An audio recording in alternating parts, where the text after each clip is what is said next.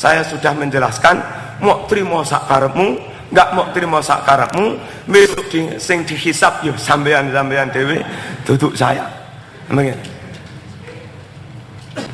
Assalamualaikum warahmatullahi wabarakatuh. Bismillahirrahmanirrahim. Innal hamdalillah nahmaduhu wa nasta'inuhu wa nastahdihi wa nastaghfiruh wa na'udzu billah min syururi anfusina wa sayyiati a'malina. May yahdihillahu fala mudilla lahu wa may yudlil fala hadiyalah. Asyhadu an la ilaha illallah wahdahu la syarikalah wa asyhadu anna Muhammadan abduhu wa rasuluh la nabiyya ba'dah. Allahumma salli wa sallim wa barik ala nabiyyina Muhammad wa ala alihi wa ashabihi ajma'in, amma ba'd. Kiai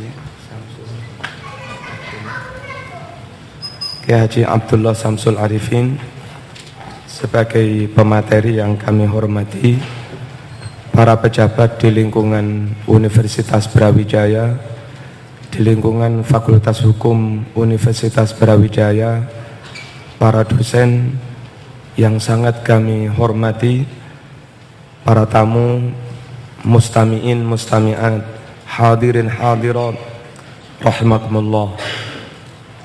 Saya tidak menjadi pembanding. Saya akan menyampaikan beberapa hal yang menurut saya perlu disampaikan, bukan untuk menang-menangan, tapi saya sendiri ingin kehidupan umat Islam itu tentram, enggak ada cekcok, enggak ada permusuhan, dan musuh kita terlalu besar. Musyrikun menyerang kita, Nasara menyerang kita, Yahudi menyerang kita.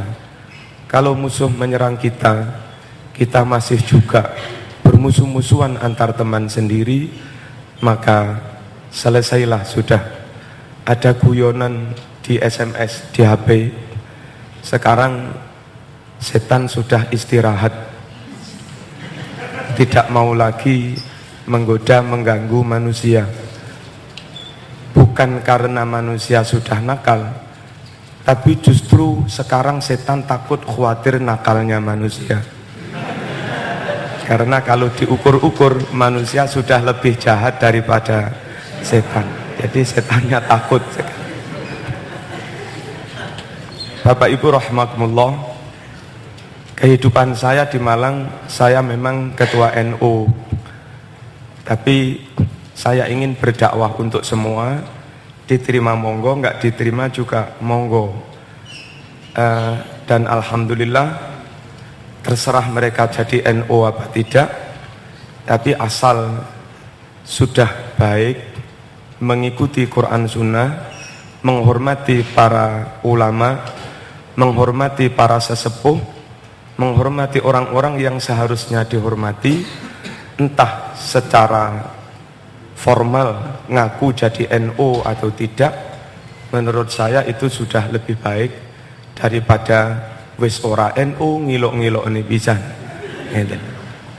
Oleh karena itu, insya Allah jadwal khutbah dan pengajian rutin saya di Malang itu perbandingannya 40-60, kalau tidak 50-50. 50 di masjid-masjid tanpa tongkat, 50 di masjid-masjid yang pakai tongkat.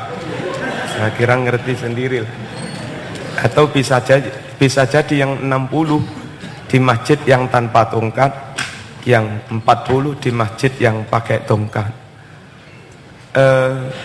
Saya di Al-Ikhlas ya khutbah yang ngaji, di Ramadan Gria Santa ya khutbah yang ngaji, dan plus di masyarakatnya, di jamaahnya, tidak hanya di masjid. Di Muhajirin saya juga ngaji rutin subuh sebulan sekali, minggu kedua. Kemudian di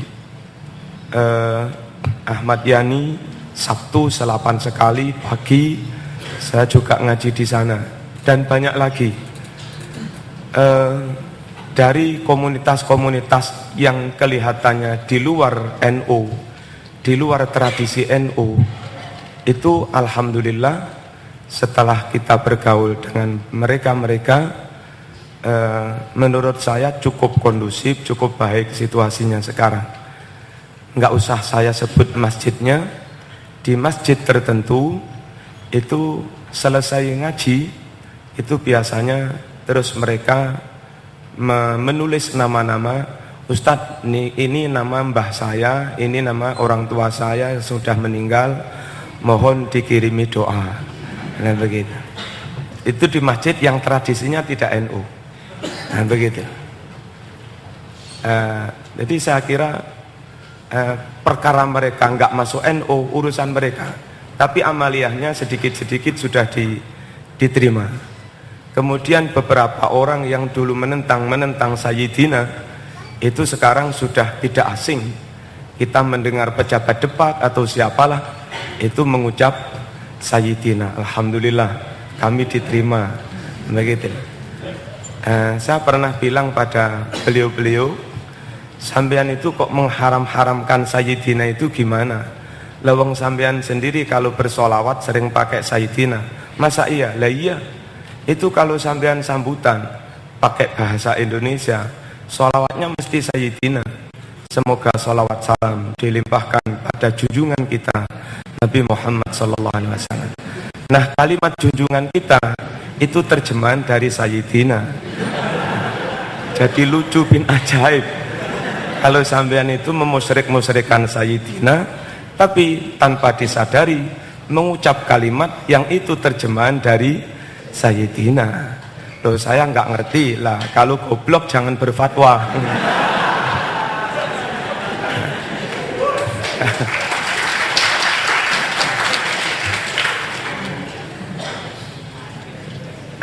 Bapak Ibu rahimakumullah, siapa saya nggak tahu, wong duduk sudah loh jenengan tuh Pak, jejer di situ. Kalau saya sebut sampean mesti tahu namanya, tapi nggak usah. Nah ternyata beliau itu ini buka rahasia. Yang ngimami Yasin sama tahlil itu ya Bedawi, ketua MUI. Karena dekat kuping saya dengan lisan beliau, sejak awal Yasin sampai tahlil diikuti terus. Dan saya yakin beliau ngimami tahlil itu bisa. Karena Yasin ternyata hafal. Dan urut-urutan bacaan tahlil itu dia mengikuti semua, apal semua. Oh, berarti alhamdulillah tradisi kita sudah diterima. Gitu. Terlepas itu terpaksa atau tidak saya nggak tahu, tapi yang jelas beliau membaca itu. Bapak Ibu rahimakumullah, kalau di jamaah Kriya Santa yang masjidnya nggak ada tongkat, adanya juga 1, tarawehnya 8. Di jamaahnya itu ada pengajian rutin,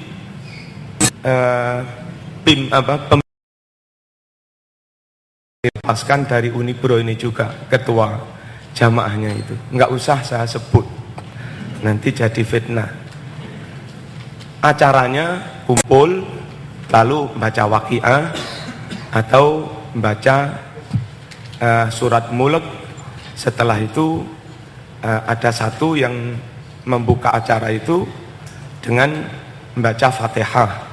Nah saya biasanya yang sering rutin itu ngisi, saya ya Hamzawi, ya Hamzah itu Rais Syuriah, kemudian juga Pak Taufik ketua Muhammadiyah.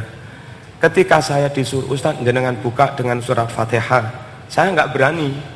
Khawatir saya nanti buka dengan tradisi saya ila hadrati, terus khawatir jadi fitnah. Betul jenengan mawon pun. Ternyata ketika yang buka itu jamaah itu sendiri pakai ila hadrati. Ya sudah.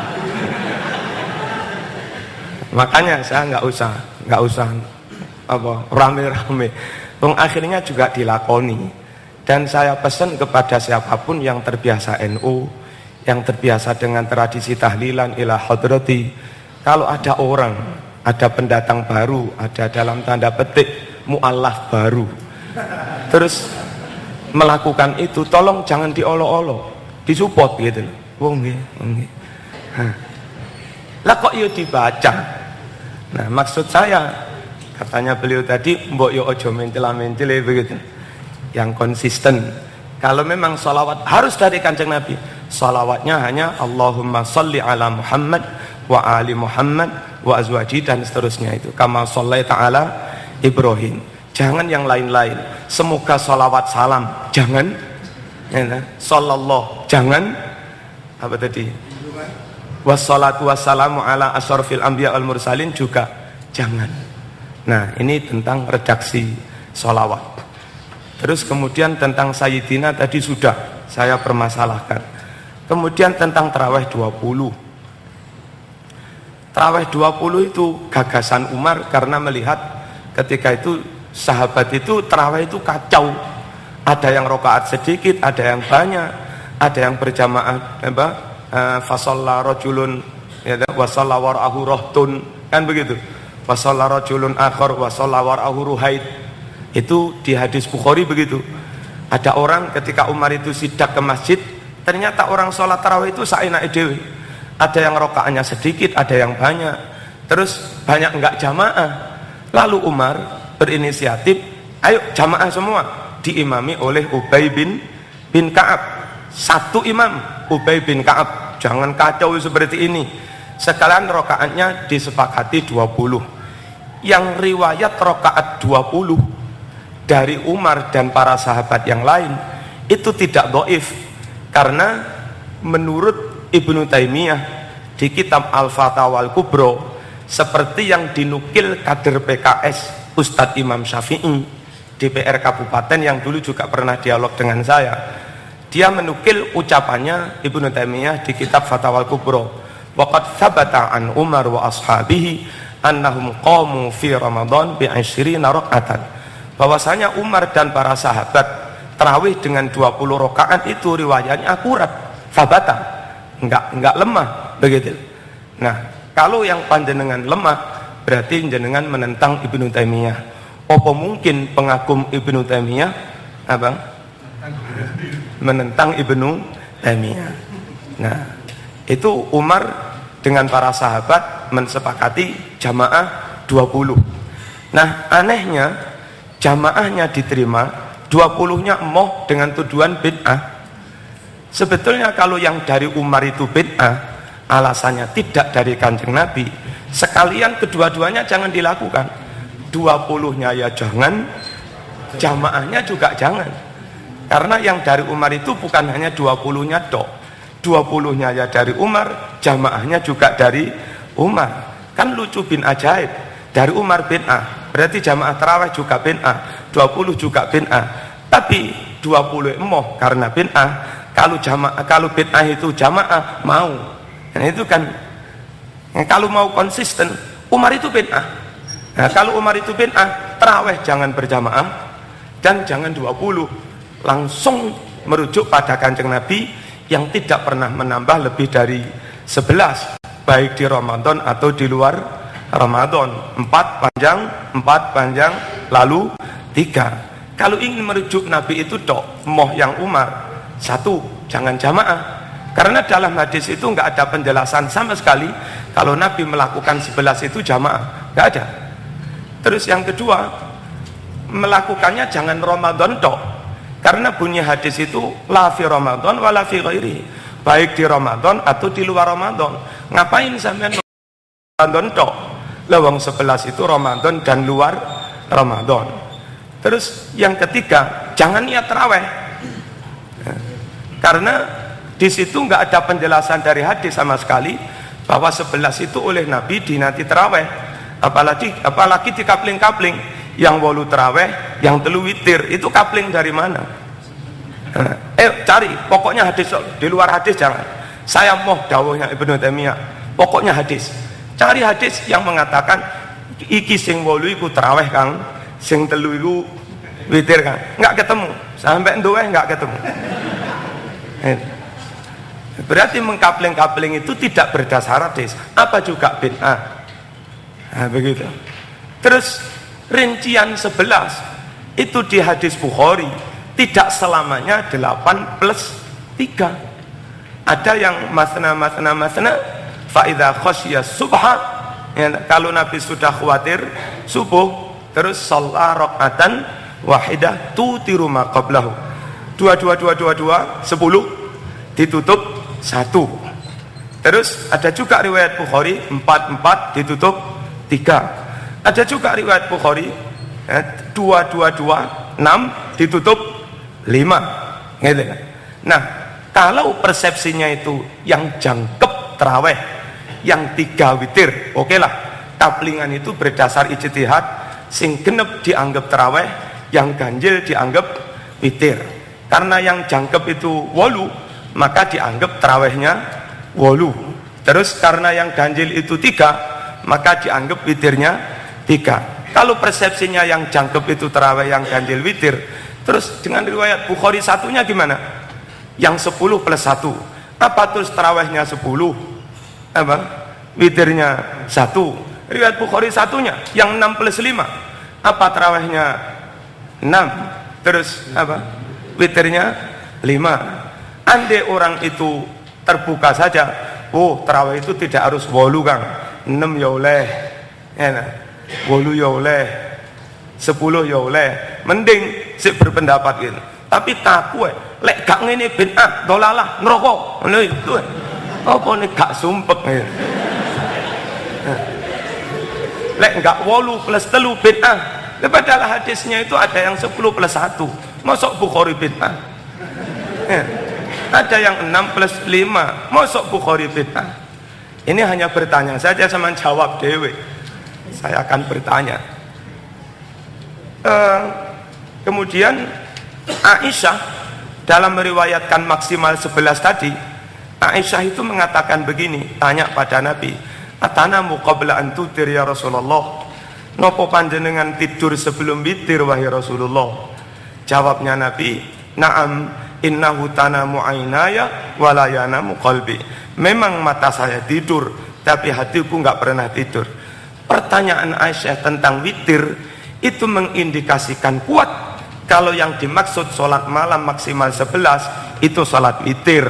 Makanya di Ramadan dikerjakan, di luar Ramadan pun dikerjakan. Dan memang witir itu begitu. Witir itu di Ramadan dikerjakan, di luar Ramadan dikerjakan. Kalau mau kapling, mau anggap yang 8 terawih, mestinya terawih nggak boleh di luar Ramadan. Jadi Nabi tadi malam sholat ngimami 11 rakaat, oleh Nabi sendiri itu dinamakan sholat witir.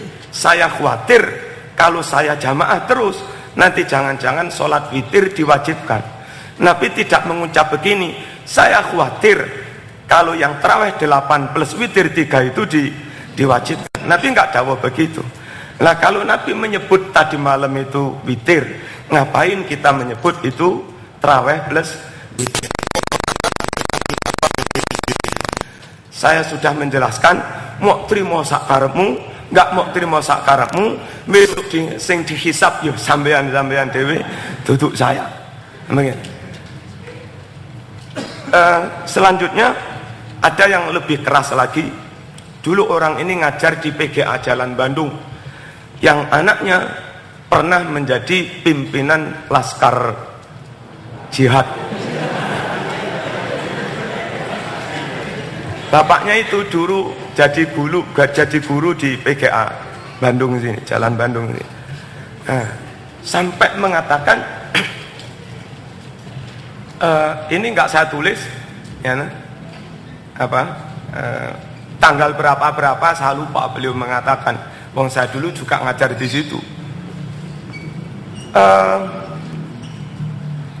Umar bin Khattab yang tarawih 20 itu bid'ah. Dan Umar ahli bid'ah. Jadi sampai bagaimana tentang Umar? Umar ahli bid'ah. Ini sampai menilai Umar itu ahli bid'ah.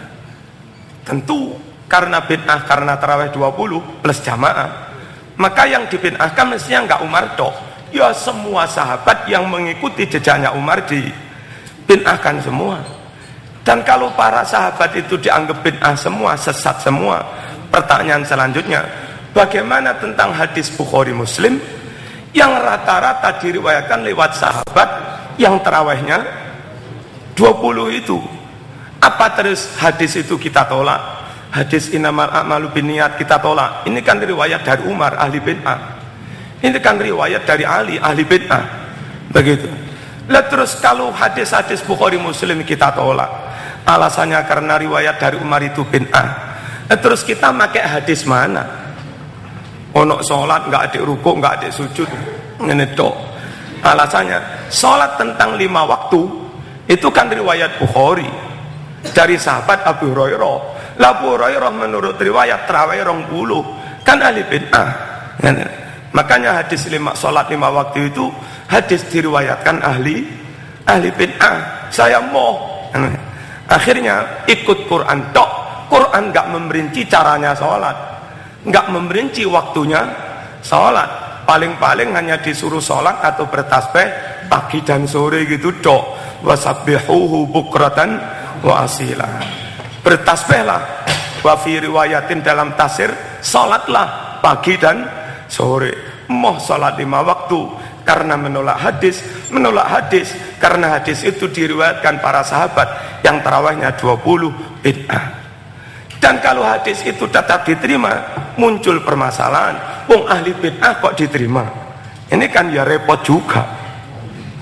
Terus Umar itu bid'ah apa enggak? Kalau Umar dan sahabat lain itu dihukumi bid'ah, sampean harus menolak hadisnya karena diriwayatkan ahli bid'ah. Kalau sampean menerima itu, berarti menerima hadis dari ahli bid'ah. Pertanyaan. Terus kalau sampean terima alasannya Umar itu baik, tidak ahli bid'ah, maka secara tidak langsung sampean mengatakan tarawih 20 atau apalah itu bukan bid'ah. Mas, aku mau tarawih 20, apa bid'ah? Enggak. Umar apa bid'ah? Enggak. Yos pokoknya aku 8 ini ya. Itu bagus. 8, 6, 10, 12 tanpa membid'ah-bid'ahkan yang lain. Apa sama 8? Sakarepku toh, ngono dak bagus. Apa sama 6? Sakarepku toh, ngono toh. Jadi enggak membid'ah-bid'ahkan yang 20 karena rentetannya panjang itu tadi. Ini tentang bid'ah. Kemudian menurut saya ini enggak tahu benar apa salah, tapi biasanya kalau di komunitas di luar NU pikiran ini agak bisa diterima. Begitu. Bid'ah itu ada 2. Ada bid'ah hakikotan bid'ah. Ada bid'ah yang lughatan. Dalam pengertian bahasa bid'ah. Kalau bid'ah dalam pengertian bahasa, pokok sesuatu itu baru tidak ada zaman Nabi, itu bid'ah. Makanya kalau saya membaca hadis Muslim, Aisyah mengatakan awwalu ma yuhdats, bid'ah yang pertama dibuat itu bukan sholat, bukan macam-macam, itu al-minkhol. Apa? Pakai ayaan itu apa namanya? Orang mau bikin roti saja, tepungnya mesti dihaluskan pakai ayaan. Di zaman Nabi enggak begitu. Makan roti, makan hasil dari adonan kasar-kasar pun mau. Pokok sudah ditumbuk begitu, diadoni jadi roti sudah. Nah, di zaman sahabat mulai agak modern, biar halus itu diayak. Itu oleh Aisyah disebut sebagai bid'ah. Umar bin Khattab ketika khawatir penghafal Quran mati, nanti Quran hilang. Nah, dia usul kepada Abu Bakar. Abu Bakar pun, gimana kita melakukan sesuatu yang tidak ada di zaman Rasulullah? Ini kan bid'ah. Jadi yang namanya membukukan Quran, menghormati Quran, itu pun oleh Abu Bakar dianggap apa? Bid'ah. Padahal itu di luar sulbil ibadah, itu di luar inti substansi ibadah. Tapi beliau pun menyebut itu bid'ah. Nah, bid'ah itu ada yang pengertian bahasa pokok di zaman Nabi nggak ada, bid'ah semua. Harokat Quran bid'ah, titik Quran bid'ah, CD Quran bid'ah. Padahal yang memproduksi itu Saudi yang Wahabi itu. Wahabi anti bid'ah, tapi memproduksi besar-besaran CD Quran. Gimana ini? Kok bid'ah? Nah, ini bid'ah lughatan. Sampean pakai celono, pakai hem, ini juga bid'ah. Apa majelis pengajian dipakai begini itu bid'ah. Habis. Kurang berapa menit? Nggih. Enggak tak tutup nih. Ya, pokoknya yang begini menurut beliau tadi, kalau saya persis zaman Kanjeng Nabi naik kuda atau unta, turung teko Unibro, lah beliau naik mobil, itu juga bid'ah dalam pengertian bahasa. Bid'ah lughatan, bid'ah dalam pengertian bahasa, itu yang hukumnya ada 5. Bisa mubah, bisa wajib, bisa sunnah dalam arti diberi pahala, bisa makruh, bisa haram. Inul joget-joget tanpa merudel, itu nggak ada di zaman Kanjeng Nabi. Makanya itu bid'ah. Dan karena bid'ah itu plus ada kemungkaran maksiat, itu bid'ah haram. Begitu.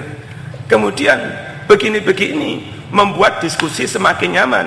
Yang belakang bisa melihat, kalau tetap seperti zaman Nabi, roto di lantai, iya oleh ustadz dukur, oleh ustadz ndek, sing manggen buri ndek pisan, kan nggak ketoro. Ini bid'ah dibuat untuk memudahkan tolabul ilmi, dibuat untuk memudahkan majelisul ilmi. Karena majelis ilmi itu baik, maka yang mendukung kebaikan hukumnya juga baik. Sunnah, Unibroi sunnah, fakultas hukumi sunnah. Nah, begitu. Terus ada yang makruh. Ya, makruh itu sesuatu yang baru, yang tidak ada di zaman Kanjeng Nabi, dan karena lughatan di luar masalah ibadah yang hakiki, di luar bid'ah yang hakiki, yang itu malah sedikit mengganggu. Misalnya begini, Nabi menganjurkan supaya soft depan dipenuhi. Nah, ketika sampean itu datang bareng dosen sampean, jatah soft depan itu tinggal 1 orang. Terus sampean karena sungkan dengan dosen, monggo Pak jenengan mawon Pak. Padahal mestinya sampean datang lebih dulu, lebih berhak masuk mengejar kesunatan itu. Koyok-koyok menghormati dosennya, monggo jenengan mawon, kula tak mundur. Itu bid'ah yang makruh. Wong ada kesunatan kok nggak diuber. Ada karyawan tukang nyapu, kebetulan mendapat undian jatah haji tahun ini. Lah dekan itu durung haji, sungkan deh, monggo dengan Pak Dekan. Kalau tak mboten. Koyok-koyok api, tapi ini makruh. Wong ada kesempatan ibadah kok nggak mau. Ngalah dalam hal dunia itu baik, tapi kamu ngalah dalam hal ibadah malah makruh. Ono wong ayu, jangan ngalah. Monggo Mas jenengan mawon. Nah, itu yang sunnah. Ngalah. Kalau soal yang baik-baik ya kita rebut, pokok nggak sampai bermusuhan dan seterusnya. Ada bid'ah yang wajib. Jadi kalau lughatan, bid'ah dalam pengertian bahasa, itu hukumnya bisa 5 itu. Nah, terus kalau bid'ah yang hakiki, bid'ah hakiki itu nambah-nambahi syariat. Tasri'u ma lam yusarra, mensyariat-syariatkan sesuatu yang tidak disyariatkan oleh Allah maupun Rasulullah. Ngene iki jane peringatan 17-an niku di salat 17 rakaat usolli sunnatal istiqlal sunnah. Itu bikin syariat baru. Itu yang bid'ah hakiki. Meskipun kelihatannya sholat, apik itu sholat, itu haram. Itu yang sesat karena melakukan sesuatu yang Rasul tidak memerintahkannya, yang Rasul tidak menuntunnya di masalah-masalah yang memang tasri'u ma lam yusarra, mensyariatkan sesuatu yang Allah maupun Rasulnya tidak mensyariatkan. Kalau sesuatu yang baru tidak menyangkut tasrik, maka sesuatu yang baru itu tidak dihukumi bid'ah hakiki, tapi itu hanya bid'ah lughawi, bid'ah bahasa. Contoh, mas-mas Unibro ini karena ada hadis ya nawiru buyutakum bisolat wa tilawatil Quran, terangi rumahmu dengan salat sunnah dan baca Quran. Karena ada perintah baca Quran, sampean pun baca Quran.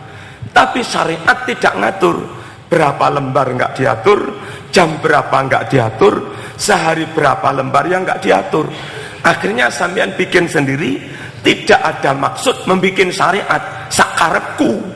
Setiap ba'da maghrib Anda baca 1 juz ya.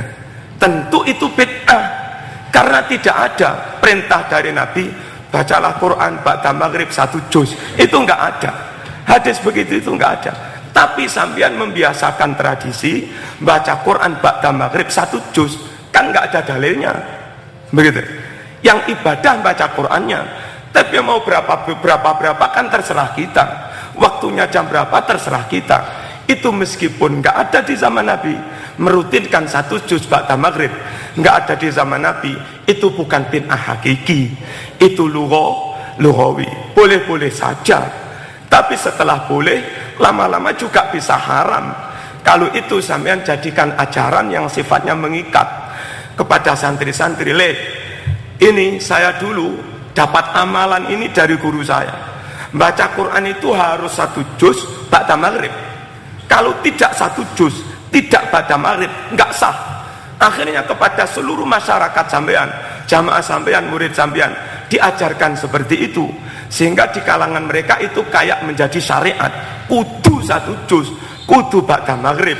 Ini namanya nambah-nambahi hukum, ini namanya nambah-nambahi syariat, mewajib-wajibkan sesuatu yang tidak wajib. Nah, menurut saya itu menjadi bid'ah. Begitu. Terus yang sering saya buat contoh, imam rakaat kedua gulune gater garuk-garuk, tentu ini bid'ah. Karena nggak ada dalil Kanjeng Nabi pada rakaat kedua garuk-garuk leher. Cari sampai doa ya nggak ketemu. Nah sampean di sholat garuk-garuk leher kan melakukan bid'ah secara lughatan, secara bahasa. Tapi memang karena gatel, yo monggo-monggo saja. Terus ketika itu ditiru oleh santri sampean, terus dia ajarkan ke kampungnya, derek rukunnya sholat yang kelima, itu rakaat kedua harus garuk-garuk leher. Kalau tidak begini tidak sah. Jadilah ajaran, jadilah syariat baru. Guru sampean tidak bid'ah karena memang gatel, sama-sama baru loh ya. Masyarakat sampean meyakini itu rukun, padahal tidak rukun, jadi bid'ah karena tasyri'u malam yusarra. Lah teman-teman yang mungkin gampang dididik bid'ah, itu yang teliti betul ini lughatan apa syar'an, ini lughatan apa hakikatan. Dan yang kedua, kalau sampean tidak sa'alim Ibnul Qayyim, kalau sampean tidak sa'alim Ibnu Taimiyah, kalau sampean tidak sa'alim Imam Ghazali, tidak sa'alim Yai Ahmad Dahlan, jangan gampang berfatwa ini bid'ah, ini tidak. Nggak boleh sembarangan orang itu ngomong karakno ruwet gitu. Coba duduk dokter bikin tulisan lek sampean kemeng ngombe es, tambah kemeng kabeh. Nggak sembarang orang boleh ngomong. Masalah fatwa serahkan pada ulama. Yang kader Muhammadiyah jangan berfatwa sendiri, jangan keluar dari majelis tarjih. Majelis tarjih lah yang oleh Muhammadiyah diberi kewenangan untuk berfatwa. Yang NU ojo celometan tak karepe dhewe. NU, kader NU, jurusan teknik, jurusan ekonomi, terus berkolah, berfatwa. Jadinya nggak karu-karuan. Yang NU jangan keluar dari kitab kuning itu, jangan keluar dari ahkamul fuqaha, hasil-hasil putusan sidang batul masailnya muktamar itu. Nah begitu, nggak tahu kalau yang PKS itu manut siapa, saya nggak tahu. Pokoknya semuanya kembalikan pada ahlinya, insya Allah ruwet-ruwet itu berkurang. Saya melihat yang ruwet itu kan goblok dengan goblok. Wengkel-engkelan golek menangan sakar PDW. Padahal dulu ketika Hamka nggak ada ruwet-ruwetan. Hamka itu pimpinan Muhammadiyah yang jadi ketua MUI, yang bisa ngayomi semua. Orang NU pun bisa menerima. Pak Hamka ngimami di masjid misalnya, Istiqlal biasa anak kunut, nggih kunut juga dia. Halo. Misalnya ada orang NU seperti Hamka, ada tokoh Muhammadiyah seperti Hamka. Kan luar biasa ini. Yang terakhir ucapan Yai Tolha. Biyen itu kader NU, kader Muhammadiyah itu podo alime. Jadi sama-sama mengerti, monggo. Besok suatu saat akan ada era kader Muhammadiyah atau yang semacamnya goblok, sing NU ya podo gobloke. Tukaran podo nggak ngerti ini. Muka-muka di Unibro nggak terjadi itu. Kuncinya kembalikan kepada ahlinya. Kalau enggak ahli jangan berfatwa, jangan berbicara. Terus kalau sampean berbicara terang-terangan aja. Menurut golongan kami, fatwa Ibnu Taimiyah begini. Orang lain bersikap, oh ikut sakarepku, gak ikut sakarepku, wong saya bukan Wahabi. Ojo kok menurut Islam begini, lek enggak ngene kafir. Ojo kok koyok Ibnu Taimiyah itu satu-satunya ukuran Islam, lek beda karo Ibnu Taimiyah kafir kabeh. Lewong muridnya Ibnu Taimiyah saja, Ibnul Qayyim itu kadang-kadang juga beda dengan Ibnu Taimiyah. Kalau ukuran satu-satunya Ibnu Taimiyah, apa Ibnul Qayyim yo kafir bisa? Terus yo apa ini? Wallahu a'lam bishawab. Ini saya banyak mengutip dawuh-dawuhnya Ibnul Qayyim itu. Tak beri satu aja ya, biar sampean bisa mengukur saya ini sama dengan Ibnul Qayyim atau tidak. Karena yang sering diangkat kan Ibnul Qayyim al-Jauziyah, Ibnul Qayyim kan begitu. Ya, barangkali kelewatan. Nopo kelewatan ini? Barangkali ada yang kelewatan. Ibnul Qayyim kitab Ar-Ruh halaman 11, kanatil ansar idza mata lahumul mayyit ikhtalafu ala qabri yaqra'una indahul Qur'an. Sahabat Ansor itu punya kebiasaan kalau ada mayit yang mati itu terjemah letterlek. Kalau zaman-zaman guyu ada mayit yang mati, ya mesti mayit itu mati. Idza mata lahumul mayyit. Nah, kalau terjemah bebas, sahabat Ansor itu punya tradisi kalau ada temannya yang mati, mereka bergantian baca Quran di makamnya situ. Dapat satu juz ganti temannya, dapat satu juz ganti temannya. Itu menurut Ibnul Qayyim dalam kitab Ar-Ruh halaman 11. Percaya sakarmu, gak percaya ya sakarmu. Mok meloi sakarmu. Loh kok ngono tiba Ibnul Qayyim? Aja gampang dadi kagetan ngono. Mulane maca sing akeh dan pengajian itu jangan hanya dari satu kelompok tok. Garakno kagetan. Loh.